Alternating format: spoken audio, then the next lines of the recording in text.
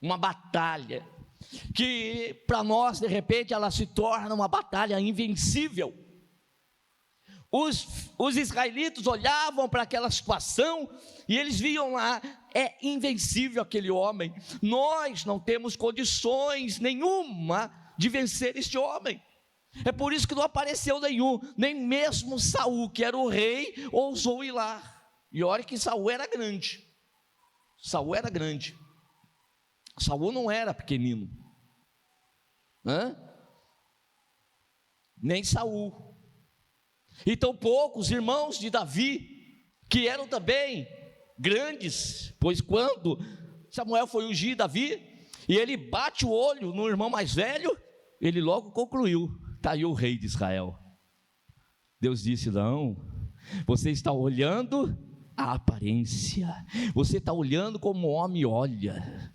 Deus não olha a aparência, Deus, Ele olha o coração. Deus olha o coração. É por isso que Deus aprecia adorador. É por isso que Deus nessa noite está à procura de verdadeiro adorador.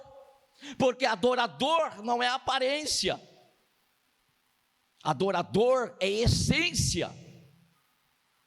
Adorador é essência. E o que é essa essência? É o poder do Espírito Santo dentro de nós, que nos faz adorar. E mesmo que a nossa adoração seja falha, a nossa oração seja falha, mas se tem o Espírito Santo, Ele leva até o trono da glória com gemidos inexprimíveis. E o Espírito Santo é o bom cheiro suave que agrada a Deus. Nós precisamos ser cheios do Espírito. Então essa guerra para o povo israelita, ela era invencível, e ficou exemplificado no caso de Abel e Caim, e como que Caim, ele não vence essa batalha, sim, ele não consegue.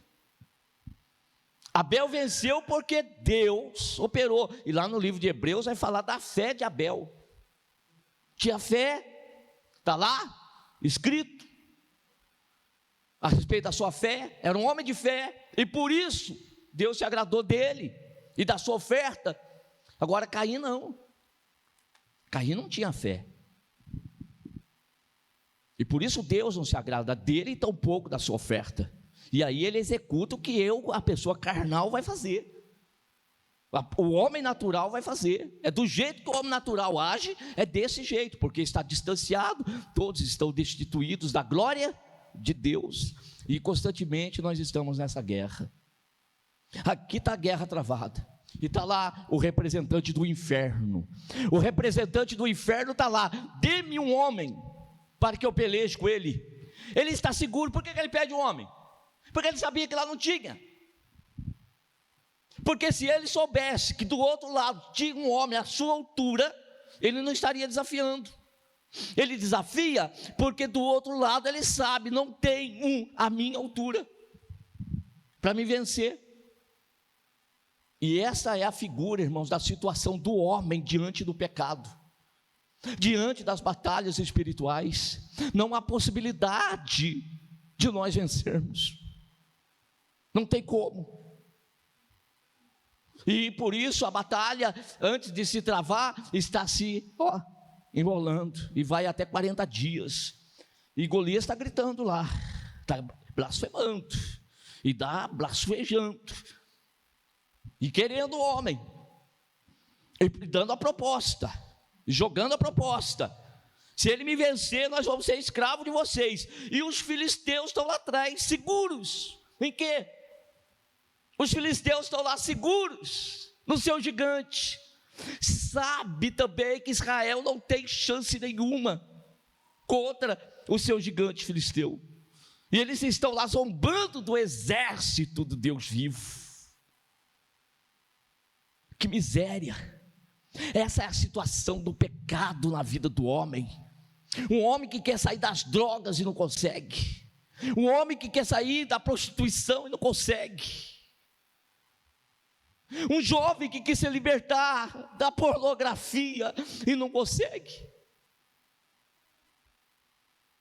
Pessoas que querem se desvencilhar do pecado, mas o pecado já enrolou, já prendeu, de uma tal forma que ele não consegue vencer. Faz propósitos até com Deus, mas passam-se 3 dias e daqui a pouco está de novo, ele não consegue vencer. E nessa guerra aqui não tem como vencer mesmo, irmão. Porque nós, olha a guerra que Paulo, ele fala lá de Romanos capítulo 7, de uma batalha travada. Você está numa batalha espiritual aí? Tenho certeza que está.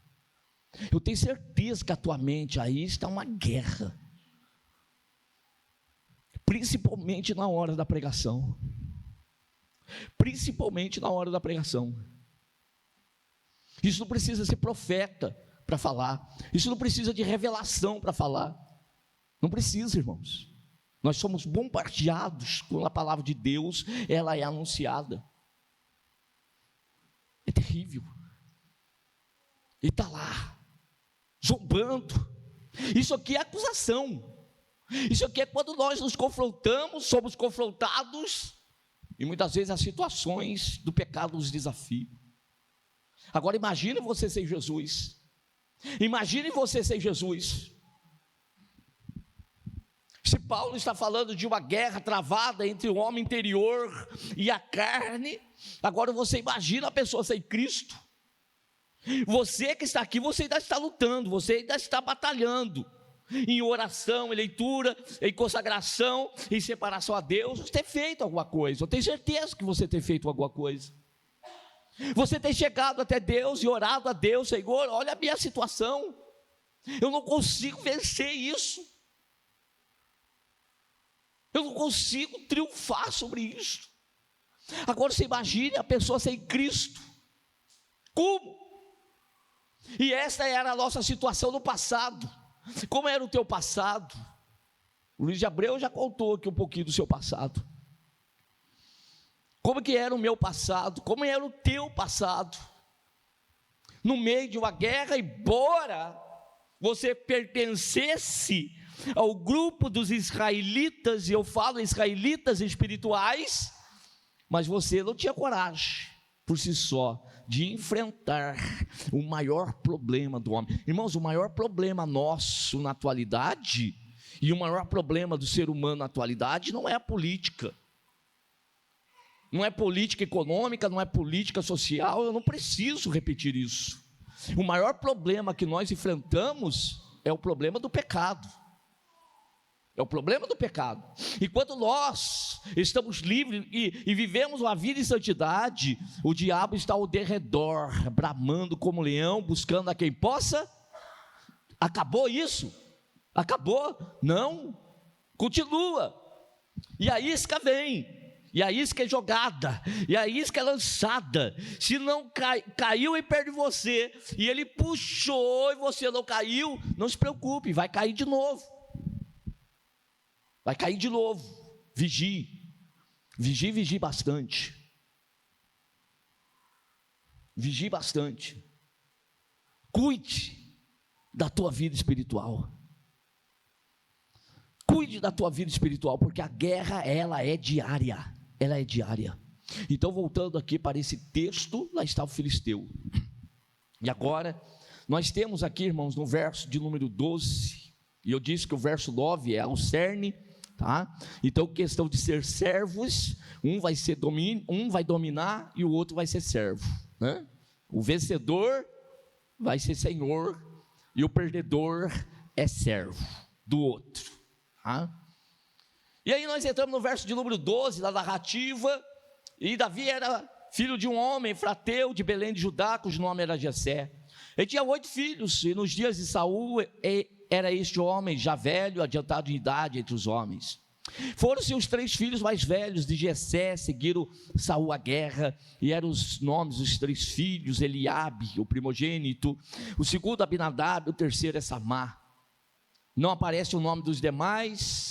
Pula para Davi, que era o menor, ou seja, o caçula. O menor aqui não quer dizer do tamanho do pastor Denilson. O menor aqui quer dizer que era o caçula, Esse caçula, irmãos, então o pai chama.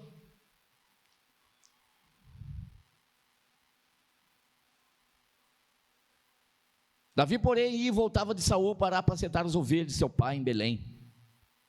Chegava-se, pois, o filisteu pela manhã e à tarde, apresentou-se por 40 dias, e disse Jessé a Davi, seu filho: toma, peço-te para teus irmãos um efa de grão tostado e esses 10 pães, corre e a levá-los ao arraial a teus irmãos. Irmãos, se eu tivesse tempo para nós nos aprofundarmos nessa explicação aqui, mas eu creio que você, ao ler isso, você vai entender. Jessé pega o seu filho mais novo e vai mandá-lo para aquela guerra, vai enviá-lo para lá. Você pega pão e leva para teus irmãos. Davi vai para lá. Davi não foi porque quis, Davi foi amando do seu pai. O pai o enviou até quem? Seus irmãos. Lá na guerra, no momento mais crucial, no clímax daquela guerra, o filho de Jessé é enviado para lá. Aleluia. Eu espero que você esteja entendendo o que eu estou dizendo nessa noite.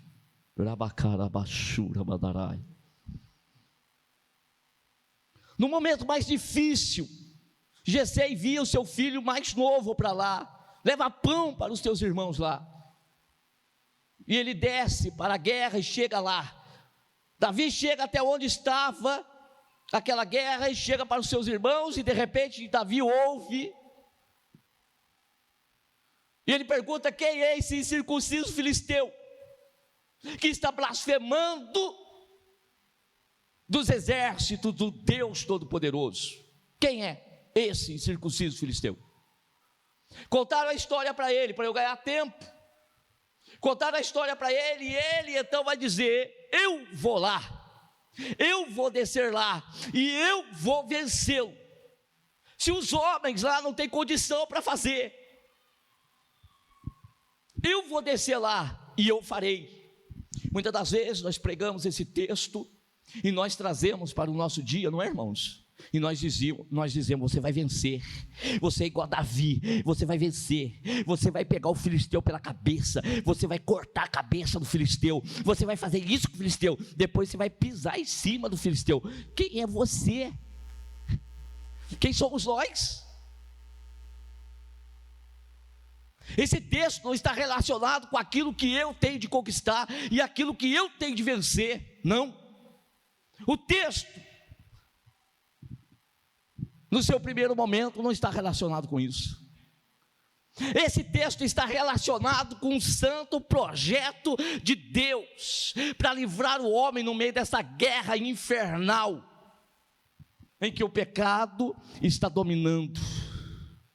O pecado está tomando conta, o pecado está acorrentando, o pecado está escravizando, o pecado está dominando, e embora ele não esteja perto, mas ele está no controle da situação. O filisteu não estava lá, mas ele que estava no controle da situação. Preste atenção, o pecado não precisa estar na tua vida, o diabo não precisa tomar conta do teu corpo, da tua mente, para ele te controlar.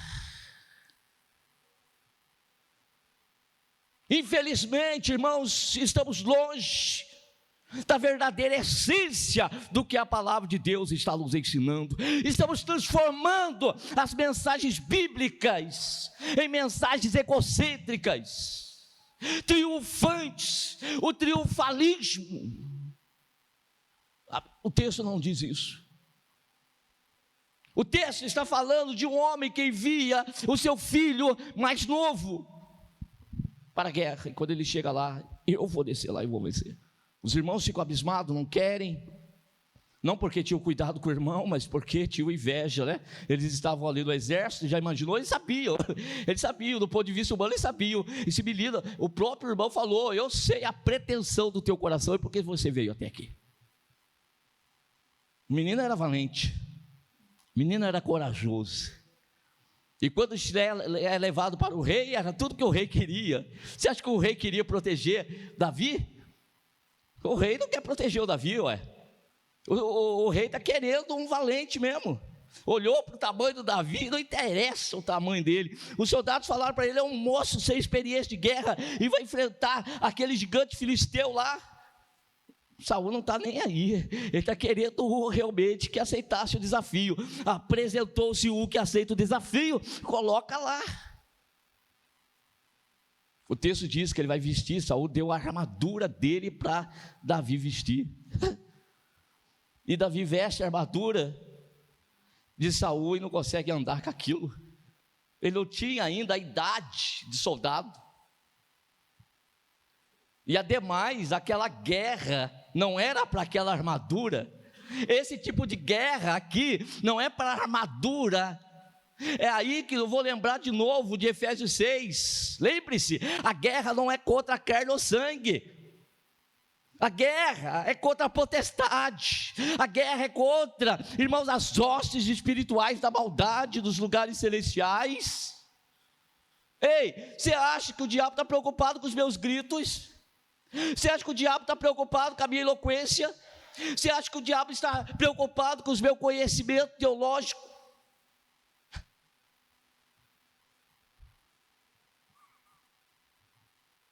Você acha que o diabo está preocupado com a tua religiosidade, com o tempo que você frequenta a igreja? Nós precisamos de mais do que isso. Nós precisamos mais do que isso. Então Davi, quando chega lá, e então ele vai enfrentar. Davi enfrenta. Os irmãos sabem muito bem que nessa oportunidade Davi já havia sido ungido rei. Samuel já havia ungido rei. No plano físico ninguém sabia, a não ser a família. Os demais, ninguém mais sabia que Davi já era rei, ungido por Deus. Já tinha unção de Deus sobre a sua vida. E para eu partir para o encerramento, eu quero perguntar para vocês: Davi é a figura de quem? Do rei dos reis. Saul era um homem carnal também, medroso dessa batalha. Ele não iria mesmo entrar nessa batalha. Ele sabia que essa batalha está longe de vencer. Mas Davi é um homem ungido por Deus, e Davi, quando desce, ele sabe, essa guerra não é física, essa guerra ela é espiritual.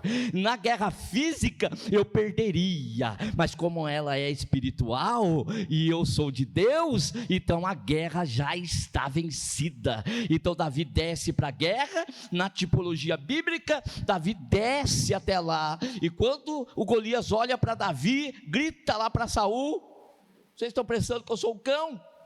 Eu pedi um homem, e o que vocês me mandam aqui?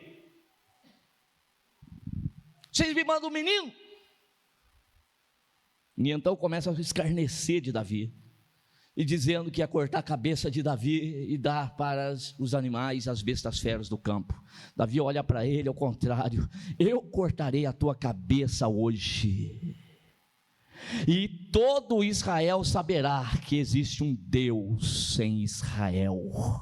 Meus queridos irmãos, esta é a obra que Jesus realizou por nós. Jesus deixou a sua glória, a sua majestade, e Jesus veio até esta terra aqui, ó. Jesus desceu aqui, ó, a esse ponto mais escuro, a parte mais baixa da terra, é onde eu estava. A parte mais baixa da terra é onde aquele miserável ali estava, ou qualquer um dos outros miseráveis está aqui, ó. Jesus chegou aonde nós estávamos. Jesus foi lá e ele venceu a morte. Jesus venceu o pecado e Jesus venceu a morte. Naquela cruz Jesus se deu por nós em sacrifício vivo, santo e agradável a Deus. Assim como Davi, com uma pedra, ele venceu Golias, e Golias tombou. Jesus também, quando se manifestou, ninguém dava nada para Jesus. Como diz Isaías 53, era um que não tinha parecer, não tinha formosura, e do qual todos nós escondíamos o rosto. Mas ele foi ferido pelos nossos pecados, e pelas suas pisaduras nós fomos sarados. O castigo que nos traz a paz estava sobre ele. Eu não precisei guerrear, eu não precisei entrar lá, porque eu não conseguiria mesmo. Eu estava dominado, eu estava escravizado. Não precisou o povo de Israel descer lá, bastou um homem, mas não é um homem qualquer, é um homem ungido por Deus, um homem chamado por Deus, um homem escolhido por Deus, que veio com o propósito de Deus. Jesus, ele veio para vencer. Jesus veio para vencer, vencer por mim, vencer por você. E Jesus venceu. No primeiro momento, o inferno pensou que havia vencido.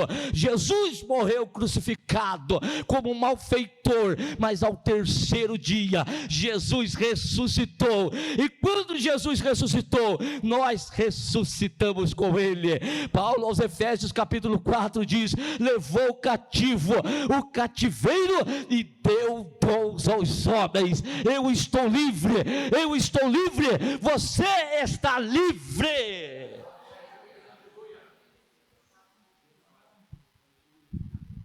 Não tem mais que o diabo ficar zombando, não tem mais que o diabo ficar gritando, não tem mais que o diabo ficar acusando ninguém mais. Jesus venceu, Jesus venceu, Jesus venceu, e Jesus venceu para me libertar, Jesus venceu para me salvar, Jesus venceu para me resgatar do poder do pecado e da morte. Hoje eu tenho vida, e tenho vida com abundância. Você crê que você tem vida?